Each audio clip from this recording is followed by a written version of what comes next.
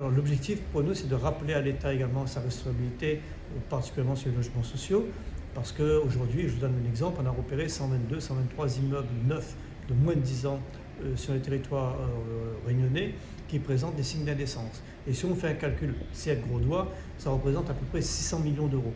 Donc ça voudrait dire qu'on a injecté dans des logements neufs 600 millions d'euros pour loger des réunionnais dans des logements indécents. Avec des étés, 158 étés ont été posés. Je rappelle quand même dans l'immeuble Juliette à Saint-Pierre, il y a 58 étés posés sur le seul immeuble mobile de France qui est Flacourt. Donc on a la tour de Pise en Italie, on a la tour Flacourt à La Réunion. Et on compte plus le nombre de sauts, de faux plafonds qui tombent aujourd'hui dans les logements neufs. Le dernier en date, c'est la CEMAC sur la montagne. C'est un immeuble qui date d'1 an, tout juste. Et le bailleur, qui avait une réunion avec des locataires, j'ai été présent, puisque j'accompagne ces locataires également, nous disait effectivement qu'il y avait un problème sur la conception de l'immeuble.